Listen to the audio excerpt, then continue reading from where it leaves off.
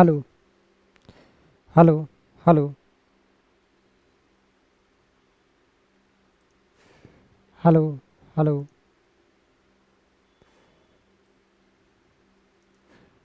Hello. ये आपका class है पॉलिटी का, है ना? पॉलिटी पॉलिटी सेकेंड क्लास है। इसको सेकेंड क्लास कर दीजिए, एडिट हो गया, है ना? और ये बिहार दरोगा के लिए है। चलिए आ गए लाइव, चले चलिए।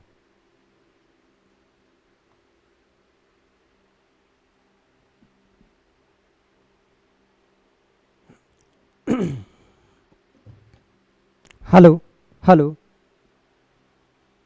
हेलो, आवाज़ है? आवाज़ है? चलिए। तो जय हिंद एवरीवन, कैसे हैं आप लोग? आई होप कि आप लोग बहुत अच्छे होंगे। और आज का ये जो बैच है, ये फिर से ये सेकेंड बैच है पॉलिटी के लिए, ठीक है? तो पॉलिटी के लिए अभी हम इससे पहले क्या सब पढ़े हुए थे, ध्यान में आपको रखना है कि इससे पहले हम शुरुआत किए थे संविधान से, है ना? जो क्या कैसे इसमें पढ़ना पड़ता है, क्या विधायिका होता है, क्या नहीं होता है, ये सभी चीज़ के बारे में ये पहला क्लास में हम लोग पढ़े थे। एक बार थोड़ा सा स्पीड में हम लोग रिवाइज कर लेते हैं पहले क्लास को, उसके बाद हम लोग इस वाले क्लास पर आएंगे, ठीक है? देखिए, पहला क्लास था मेरा कि भारत का ये संविधान है। तो भारत के संविधान में हम लोग एक चीज़ पहले देखेंगे, संविधान ये पूरा पॉलिटी को पढ़ने से पहले तीन चीज़ों को देखेंगे। सबसे पहला जो देखेंगे उसका नाम क्या है? तो सबसे पहला है हमारे पास में क्या? तो सबसे पहला है, आप देख सकते हैं, सबसे पहला है संविधान। पहले हम लोग संविधान समझेंगे, उसके बाद फिर हम लोग संविधानवाद समझेंगे। ध्यान दीजिए, ये संविधानवाद समझे थे, और उसके बाद राज व्यवस्था, जिसमें ये संविधान समझ गए कि संविधान क्या होता है। आज हम लोग थोड़ा सा समझेंगे कि संविधानवाद और ये राज व्यवस्था, इन दोनों को समझने के बाद फिर अलग से हम लोग टॉपिक स्टार्ट करेंगे कोई, और उन टॉपिक को लेकर के फिर स्टार्ट करते चलेंगे। धीरे धीरे धीरे धीरे कदमों से चलते चलेंगे और वहाँ मंजिल तक पहुँचेंगे जिस मंजिल का आप सपना देखे हैं, उन सपनों को भी पूरा करेंगे, है ना? कि कहते हैं कि माँ एक ऐसी टिफिन है कि जिसके हर एक खाड़ी में आप हर एक भावनाओं को रख सकते हैं। माँ एक ऐसी टिफिन है जिसके हर एक खाड़ी में आप हर एक भावनाओं को रख सकते हैं, लेकिन पिता एक ऐसा टूटा हुआ साइकिल है जो चेन उतरने के बाद भी अपने बच्चे को उस मंजिल तक पहुंचाने का प्रयास करते हैं जिस मंजिल का वो बेटा उनका सपना देखते हैं।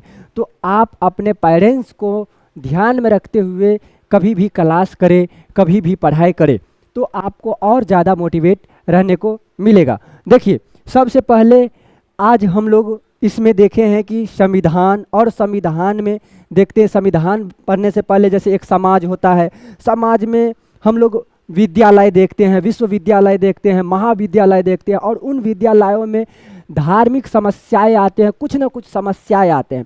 और पूरे समाज में जितने भी देख रहे हैं हम लोग, भारत विश्व जहाँ तहाँ कहीं पर भी देख लो, वो एक संपूर्ण एक समाज है। अगर हम पॉलिटी के हिसाब से देखें तो संपूर्ण एक समाज है, और उन समाज को फिर संघर्ष मिलता है, और उन संघर्ष को झेलने के लिए हमारे पास में तीन चीज रहता है, जिसका नाम है पुलिस, फिर सेना और सरकार। ये पुलिस, सेना और सरकार उन्हीं समाज को निपटाने के लिए होते हैं। यानी समाज के जो भी समस्याएं हैं, उन समस्याओं को सुलझाने के लिए ये तीन चीज बनाए जाते हैं, पुलिस, सेना और सरकार। हमारे यहाँ जो सरकार है अभी, वो सरकार तीन तरह के सरकार है। एक विधायिका, कार्यपालिका और न्यायपालिका, जो हम लोग कल बात करके आए थे। ध्यान में आपको रखना है कि पहले हम लोग याद करेंगे कि सबसे पहले सरकार, और सरकार में विधायिका देखेंगे, और विधायिका और कार्यपालिका में जब दोनों में मतभेद होता है, दोनों में कोई भी कंपटीशन का कुछ भी बातचीत हो जाता है, तो उनके लिए न्यायपालिका है। ये सब कल हम लोग पढ़े हुए थे। देखिए, यहाँ पर जब हम ये सब पढ़ लिए थे तो आज हम लोग इसमें फिर देखे थे कि सरकार होते हमारे यहाँ जो सरकार है वो 3 तरह के सरकार, पहला दिखाए थे आपको कल दिखाए थे विधायिका होता है, दूसरा दिखाए थे कार्यपालिका होता है और तीसरा क्या होता है न्यायपालिका होता है। देखिए सर इसमें जो है कि ये विधायिका का काम क्या है, तो विधायिका का काम है कोई भी विधि को बनाना, कि जैसे मान लीजिए कुछ भी विधि अगर जनरेट करना होगा, कुछ भी विधि बनाना होगा पूरे समाज के लिए, जितना बड़ा समाज है हम लोग सब कुछ करेंगे किसके लिए, समाज के लिए। चाहे आप विश्व देखें, चाहे आप समाज देखें, चाहे आप छोटा सा स्कूल देखें या छोटा सा आप परिवार देखें। आप छोटा सा परिवार का एक बुजुर्ग व्यक्ति जो आपके घर में पिता हो, अदरवाइज आपके घर में दादाजी हो, लेकिन ज़्यादातर केस में अभी के फ़िलहाल में अभी के टाइम में आप अगर देखेंगे तो ज़्यादातर घरों में दादाजी का ऐसे शासन रहता ही नहीं है। अब पिताजी का शासन रहता है, नहीं तो माताजी का शासन रहता है, ज़्यादातर घरों में आप देखने को मिलता है। जिस समाज से अपन बिलोंग करते उस समाज में तो ऐसे देखते हैं कि पिताजी ठीक ठाक तो है लेकिन उससे अच्छे भी है दादाजी, फिर भी दादाजी को साइड कर दिया जाता है और पिताजी राज चलाते वहाँ पर, उसके बाद माताजी राज चलाते वहाँ पर, है ना। तो जो भी घर के एक सदस्य हो तो वो अपना एक विधि बनाते हैं, तो समझ लीजिए उसमें एक सदस्य सबसे बड़ा जो होगा अपना विधि कुछ ना कुछ बनाएंगे। तो एक विधायिका है, विधायिका का काम होता है कि कुछ भी विधि बनाना, और विधि 2 आदमी बनाएंगे, एक राज्यसभा होते हैं और एक विधान सभा होते हैं। तो एक लोकसभा और एक राज्यसभा, तो ये राज्यसभा हर एक राज्य के लिए अलग अलग सभाएं होते हैं, लेकिन ये जो लोकसभा होते हैं वो सभी राज्यों के लिए होते हैं, है ना, सभी राज्य इसमें शामिल आ जाते हैं। देखेंगे अब यहाँ पर आपको सबसे पहले दिखाए थे कार्यपालिका के बारे में, और कार्यपालिका के बारे में क्या दिखाए थे कि ये कार्यपालिका जो होता है वो विधायिका द्वारा जितना भी विधि बनाया गया उन विधि को क्रियान्वयन करना, आगे बढ़ाना, उस पर काम करने का ये काम जो करते हैं वो कौन करते हैं, तो इसका काम है कार्यपालिका का। किसका काम है, कार्यपालिका का। और इन दोनों में अगर कोई मतभेद हो जाए तो इसका काम है न्यायपालिका का, कि इन सभी दोनों को सुलझाने का काम करे। तो क्या चले अपन दूसरे क्लास पर चले, चलिए चलते अपन। ये भी पढ़ा दिए थे, ये भी हो गया था। आज हम लोग यहाँ से शुरुआत करेंगे, ठीक है। तो आज का जो हेडिंग है आप देख लीजिए कि ये दूसरा क्लास है आपका पॉलिटिका, और आज का हेडिंग आप लगाएंगे संविधानवाद। आज का हेडिंग क्या लगाएंगे, संविधानवाद। देखिए संविधानवाद क्या है, सबसे पहले आप समझेंगे ना कि संविधानवाद क्या है। तो आपको अभी स्वतंत्रता मिली है ना, कि बहुत सारे स्वतंत्रता मिली है, जैसे बोलने की स्वतंत्रता है, कहीं घूमने की स्वतंत्रता है, आप अपने यहाँ से कहीं दूसरे जगह पर ज़मीन ले सकते हैं, घूम सकते हैं, वो स्वतंत्रता तो है। तो उन्हीं ये सब क्या है, एक संविधानवाद है। ये क्या है, एक संविधानवाद है। जैसे मान लीजिए स्वतंत्रता हो गया, गरिमा हो गया, अधिकार हो गया, ये समानता हो गया, इन सभी को क्या कहते हैं, तो ये संविधानवाद है। हम लोग एक पूरे जो पढ़ेंगे ना उसका एक इंट्रोडक्शन अभी कवर कर रहे हैं, ठीक है ना, और इस क्लास में भी यही शायद होगा। उसके बाद हम जब ये सब समझ लेंगे तब जा कर के फिर हम आगे क्लास में कुछ कुछ समझ पाएंगे, इसीलिए हम ये समझा रहे हैं। तो देखिए ये संविधानवाद होता क्या, जैसे हमारे पास स्वतंत्रता है, गरिमा है, हमारे पास बहुत सारे अधिकार है, उसके बाद कुछ समानता है ना, तो इन सभी को क्या संविधानवाद कहते हैं। ध्यान रखना है, जैसे अगर सरकार की बात करें तो हमारे यहाँ भी सरकार है, यानी भारत में भी सरकार है और यूएसए में भी सरकार है। और यहाँ पर समिति जो होते हैं वो लोकतांत्रिक समिति, कहाँ, तो ये भारत और यूएसए लोक समिति होते हैं, यानी लोकतांत्रिक होते हैं ना, लोकतांत्रिक, ठीक है।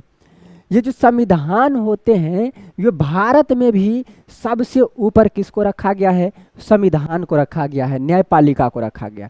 यूएसए में भी ऐसे ही संविधान को रखा गया है सबसे ऊपर, है ना, सर्वोच्च माना गया है। पूरे संविधान को ही क्या माना गया है, सर्वोच्च माना गया है। संविधान को ही क्या माना गया है, सर्वोच्च माना गया, यानी विधि का सर्वोच्चता माना। यह जहाँ संविधान होते हैं वहाँ पर क्या है कि विधि की सर्वोच्चता होती है। और संवैधानिक सरकार जो होते हैं वो विधि के द्वारा शासन करते हैं। जो भी संवैधानिक सरकार होते हैं वो किसके द्वारा शासन करते हैं, तो वो विधि के द्वारा शासन करते, कोई भी विधि, और विधि बनाने का कार्य किसका है? विधायिका का, है ना। अभी जैसे अभी बताए थे, अभी जस्ट बताए थे, ये कहाँ गया आज भाई, ये विधायिका का काम है कोई भी विधि का निर्माण करना, जिसमें राज्यसभा और लोकसभा आते हैं, इनका काम है विधि बनाना, है ना। तो उनका काम है विधि। इन सब को समझे रहेंगे तभी जाकर के आप आगे समझ पाएंगे, ये ध्यान रखिएगा। तो संवैधानिक सरकार का मतलब है कि विधि के शासन रहते, यानी इसमें विधि का शासन रहता है। संवैधानिक सरकार का मतलब है वहाँ पर विधि का शासन रहता है। लेकिन एक बात और ध्यान रखेंगे, संविधान जहाँ पर होता है उनका ये मतलब नहीं होता, इसका ये गारंटी तक भी नहीं होता है कि वहाँ पर संविधानवाद हो।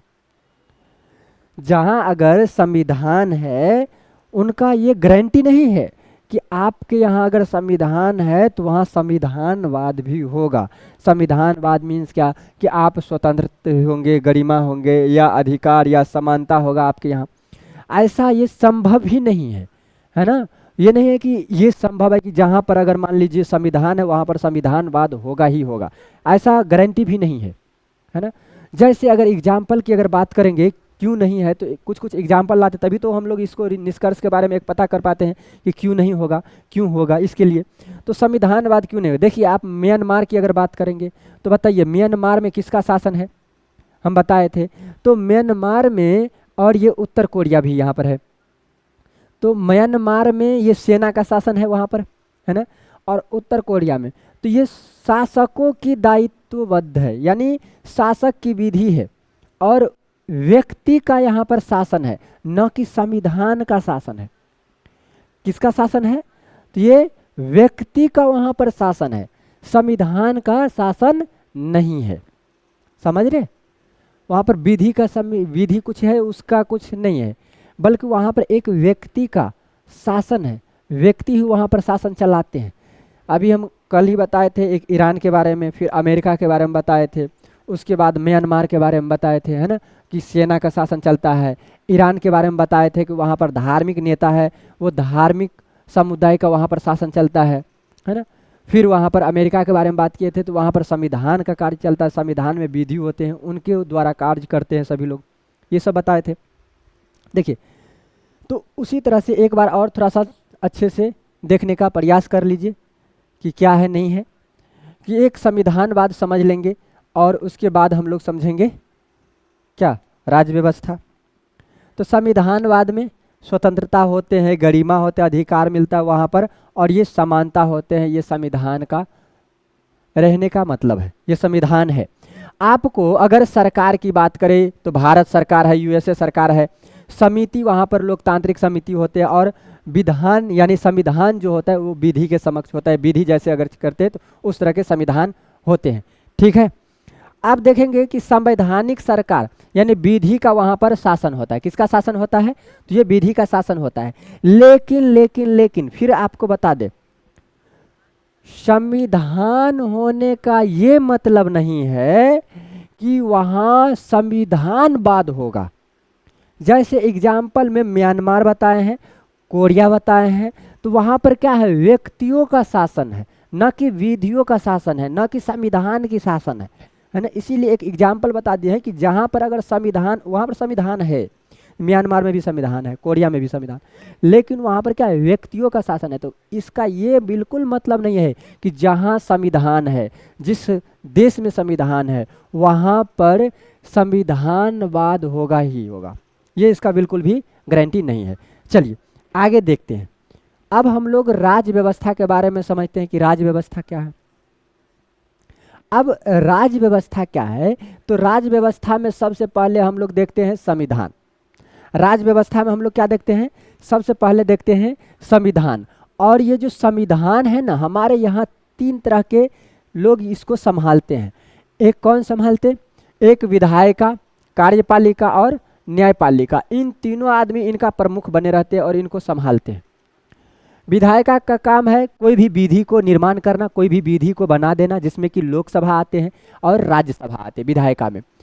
और कार्यपालिका का काम है कि विधायिका जो भी विधि बनाए हैं उस पर अपना कार्य करना, उसको आगे बढ़ाना, उसको ज़्यादातर अपने हिसाब से चलाते रहना, है ना। तो किनका काम है, तो ये कार्यपालिका का। लेकिन इन दोनों में अगर कोई भी मतभेद हो जाए, इन दोनों का अगर टकराव होता है, तो इन दोनों आदमी आते हैं कहाँ पर, तो ये न्यायपालिका में। तो सबसे बड़ा भी किसको, तो न्यायपालिका को ही माना है। ठीक है, तो ये संविधान है हमारे यहाँ का। समझ में आता है ये सब कुछ, अभी ये समझ में आ रहा है।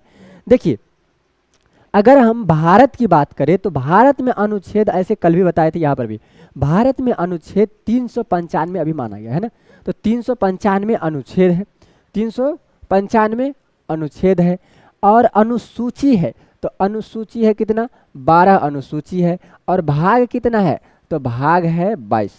तो 22 भाग, अनुसूची 12 और अनुच्छेद कितना, अनुच्छेद 335, ये संविधान में है।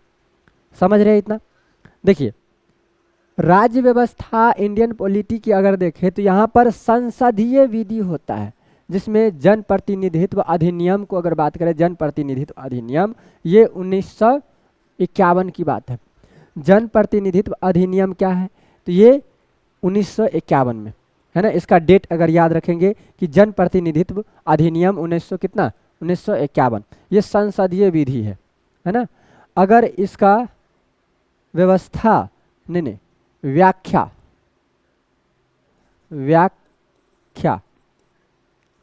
तो व्याख्या है क्या इसका, तो ये उच्चतम न्यायालय इसका व्याख्या करते हैं। कौन करते हैं, उच्चतम न्यायालय। और संविधान में, ये संविधान जो है, इसमें राष्ट्रपति का निर्वाचन आयोग की नियुक्ति करता है कौन, ये संविधान में। ये राष्ट्रपति जो है, ये निर्वाचन आयोग, जितने भी निर्वाचन आयोग होते हैं उन सब का जो नियुक्ति करते हैं वो कौन करते हैं, तो वे राष्ट्रपति करते हैं। कौन करते हैं, राष्ट्रपति करते हैं। फिर से एक बार इसको ध्यान से सुनेंगे।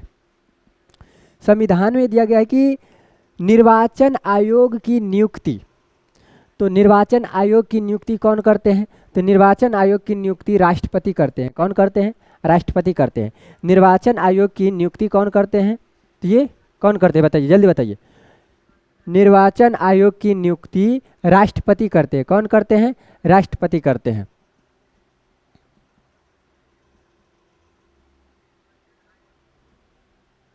समझ रहे। तो ये संविधान में ये दिया गया है कि राष्ट्रपति जो है वो निर्वाचन आयोग की नियुक्ति करेंगे, है ना। और न्यायाधीशों की जो नियुक्ति होते हैं कॉलेजियम प्रणाली में होते हैं। किसमें, ये याद रखेंगे, न्यायाधीशों की नियुक्ति किसमें होते हैं, कॉलेजियम प्रणाली में होते हैं। कॉलेजियम प्रणाली में जितने भी न्यायाधीश होते हैं, न्यायाधीशों की नियुक्ति ये कॉलेजियम प्रणाली में होता है। इतना आप समझ गए क्या, क्या आगे बढ़े, ये राज्य व्यवस्था के बारे में आप समझे हैं क्या।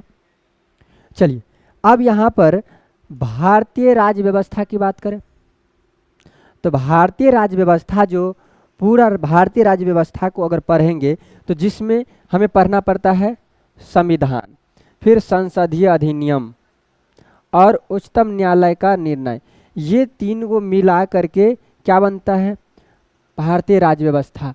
तो राज्य व्यवस्था क्या, तो संविधान, संसदीय अधिनियम, उच्चतम न्यायालय, ये सब राज्य व्यवस्था के अंदर आते हैं। समझ पाए हैं। अभी हम समझाए हैं क्या, तो समझाए हैं संविधानवाद, जिसमें क्या होता है, स्वतंत्रता होता है, गरिमा होता है, फिर उसके बाद ये अधिकार है, समानता है, इन सब को संविधानवाद है। यही क्या है, एक संविधानवाद है। अब हम राज्य व्यवस्था की बात करें तो राज्य व्यवस्था जो होता है इसमें संविधान आते हैं, संसदीय अधिनियम आते हैं, उच्चतम न्यायालय का जो भी निर्णय होता है वो सब इसमें राज्य व्यवस्था के अंदर आता है। संविधान को अगर हम एक अलग से उठाए तो संविधान की बात करें तो हमारे यहाँ संविधान में अनुच्छेद है, अनुसूची है, भाग है।